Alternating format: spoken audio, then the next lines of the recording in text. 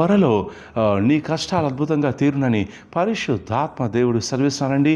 మీలో చాలామంది అనేక కష్టాలు గుండా, నష్టాలు గుండా, సమస్యలు గుండా వెళ్తున్నారు. చాలామంది దుష్టులు మిమ్మల్ని పీడించే ప్రయత్నం చేస్తున్నారు, బందీ చేసే ప్రయత్నం చేస్తున్నారు. అయితే పరిశుద్ధాత్మ దేవుడు తెలియజేసే విషయం ఏంటంటే, ఈ త్వరలో నీకు ఏ కష్టాలు అయితే ఉన్నాయో ఆ కష్టాలన్నీ అద్భుతంగా తీరిపోతాయి, నేను నీకు సాయం చేస్తానని సెలవిస్తున్నాడు. నమ్ముచిన వాళ్ళు గట్టిగా అరిసేయమని చెప్పండి. ఈ ప్రవచన వాక్కు ఇర్మియా గ్రంథం 15వ అధ్యాయము 21వ వచనం నుంచి వచ్చిందండి. పరిశుద్ధాత్మ సెలవిస్తున్నాడు, దుష్టుల చేతిలో నుండి నిన్ను విడిపించేదను, బలాత్కారుల చేతిలో నుండి నేను విమోచించేదను.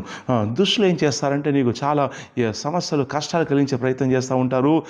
నువ్వు ఏ సమస్య నుండి వెళ్తున్నావో, ఏ కష్టాలు అయితే నీకు ఉన్నాయో, చాలా కష్టాలు దుష్టులు కానీ, దుర్మార్గులు కానీ ఇచ్చే ప్రయత్నం చేస్తుంటారు. వాళ్ళు మీ కుటుంబంలో ఉండొచ్చు, బంధువుల్లో ఉండొచ్చు, ఉద్యోగ స్థలాల్లో ఉండొచ్చు, అలాగే బలాత్కారులు ఉంటారు. వాళ్ళు మీ వద్ద నుంచి లాక్కునే ప్రయత్నం చేస్తారు. ఇవి దురాత్మలు కావచ్చు, మానవులు కావచ్చు, స్త్రీ పురుషులు కావచ్చు. అయితే పరిశుద్ధాత్మ దేవుడు సెలవిచ్చే మాట ఏంటంటే, నువ్వు నమ్ముచున్నావు కాబట్టి త్వరలో ఏ కష్టాల గుండా అయితే నువ్వు వెళ్తున్నావో ఆ కష్టాల నుంచి అన్నీ కూడా అద్భుతంగా తీరిపోతాయి, వాటిలో నుంచి బయటకు వస్తాను సెలవిస్తున్నాడు. నమ్ముచున్నాను గట్టిగా అరిసివని చెప్పండి. కొన్నిసార్లు ఈ స్వయం కృపారాధంతో మనం చేసే మిస్టేక్ వల్ల వచ్చేటువంటి కష్టాలు ఉంటాయి. కొన్నిసార్లు దుష్టులు కలిగించేటువంటి ఇబ్బంది వల్ల వచ్చే కష్టాలు ఉంటాయి. కొన్నిసార్లు బలాత్కారులు, దురాత్మలు కలిగించే వాటి వల్ల వచ్చే సమస్యలు ఉంటాయి. అయితే మీ వల్ల వచ్చే సమస్య ఉన్నట్లయితే పశ్చాత్తాపడండి, దేవుడు క్షమిస్తాడు. అయితే వేరే వాడి నుంచి వచ్చే కష్టాలు ఉన్నట్లయితే కొన్నిసార్లు చాలా కష్టంగా ఉంటుంది. అయితే మీరు నమ్మినట్లయితే ఏ కష్టం వచ్చినా కానీ, అది ఆర్థిక కష్టం కావచ్చు, ఆరోగ్య కష్టం కావచ్చు, లేక కుటుంబ కష్టం కావచ్చు, ఉద్యోగ విషయంలో, వ్యాపార విషయంలో కష్టం కావచ్చు. అయితే పరిశుద్ధాత్మ దేవుడు సెలవిచ్చే మాట ఏంటంటే, నీ కష్టాల నుంచి అద్భుతంగా నేను బయటికి లాగుతాను. నువ్వు అంటుండొచ్చు, ఇది ఎలా సాధ్యం, నేను చాలా క్లిష్ట పరిస్థితిలో ఉన్నాను, నేను బయటికి రాలేని స్థితిలో ఉన్నాను, ఇది అసాధ్యంగా ఉంది, దేవుడు ఏం చేస్తాడో నాకు తెలియదు అని నువ్వు సంభ్రమాచరణలో ఉండొచ్చు, దిగ్భ్రాంతిలో ఉండొచ్చు. కానీ వినండి, మనం సేవించే దేవుడు అద్భుతాలు చేసే దేవుడు అండి. యోసేపును తీసుకెళ్ళి సొంత అన్నలే గొయ్యిలో పడేసినప్పుడు దేవుడు యోసేపును కాపాడడం కోసం ఇష్మాయిల్ పంపించాడు. ఆ ఇష్మాయిల్ వచ్చినప్పుడు వీరు గొయ్యిలోంచి బయటికి తీసి ఒక బానిసగా అమ్మేశారు. అయితే ఈ ఏసావు యొక్క పీడ ఎరుగడైపోయిందని వాళ్ళు అనుకున్నారు. కానీ వాళ్ళు చేసిన పని ఏంటంటే, దేవుడు ఎక్కడికైతే యోసేపు వెళ్ళాలని కోరుకున్నాడో, ఏ దేశంలో ఉండాలని కోరుకున్నాడో, చిత్తం ఉందో అదే దేశానికి వెళ్ళే విధంగా పరోక్షంగా తెలియకుండానే ఈ అన్నలు సహకరించారు.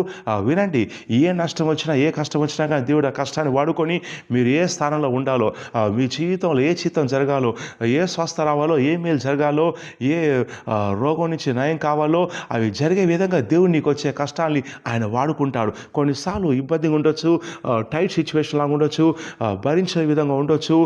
కొన్నిసార్లు ఎన్నాళ్ళు ప్రభా, ఎన్నాళ్ళు ఈ కష్టాలు, ఎన్నాళ్ళు ఈ బాధలు, ఎన్నాళ్ళు ఈ సంకటాలు అని చెప్పేసి నువ్వు గొంతు తడిసే విధంగా గొంతెత్తి మొరపెట్టవచ్చు. అయితే నీకున్న కష్టాలేంటో దేవునికి తెలుసండి. ఆ కష్టాలను పరిశుద్ధాత్మ ఏం చేస్తారంటే నీ ఆశీర్వాదం కోసం మలుస్తాడు.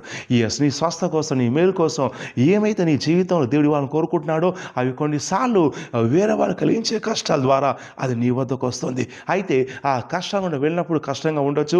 అయితే గాఢంధకార లోయలో కూడా ఆయన నీకు విజయాన్ని ఇస్తాడు, శాంతి, సమాధానం, నెమ్మది ఇస్తాడు. సో కాబట్టి నమ్మండి, ఈ ప్రోత్సాహం తీసుకోండి. ప్రభా, దుష్టు చేతిలోంచి, బలాత్కారుల చేతిలోంచి విడిపించి విడుదల కలిగించు. ఏ కష్టమైతే ఉందో ఆ కష్టాన్ని మలిచి చెక్కి నాకు ఆశీర్వాదంగా చేయండి ప్రభు అని ప్రార్థన చేసుకోండి. దేవుడు కార్యం చేస్తాడు. త్వరలో మీకున్నటువంటి కష్టాలను తొలగిపోతానని ప్రవచిస్తూ హరిసివని చెప్పండి.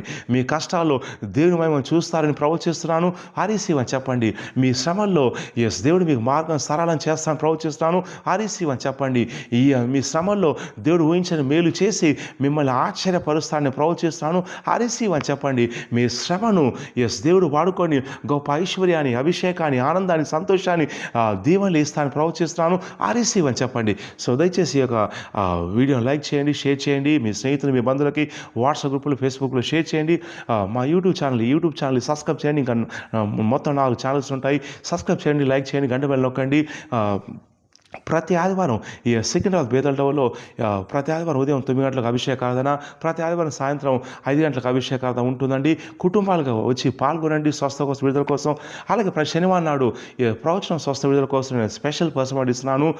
అలాగే ప్రతి శుక్రవారం నాడు జూమ్ అపాయింట్మెంట్ ఇస్తానండి విడుదల కోసం. కావాల్సిన వాళ్ళు కింద నెంబర్కి వివరాలు కనుక్కొని రిజిస్టర్ చేసుకోండి. ఈ దేవుడు కార్యం చేస్తాడు. ఈ వాగ్దానం ఎత్తిపట్టి ప్రార్థన చేయండి. దేవుడు ఒక్కొక్క కష్టాన్ని అద్భుతంగా ఆయన తీర్చేస్తాడు. ఆ కష్టాన్ని ఆశీర్వాదంగా మారుస్తాడు. మీరు త్వరలోనే సాక్ష్యంతో రాబోతున్నారు. God bless you. See you next time.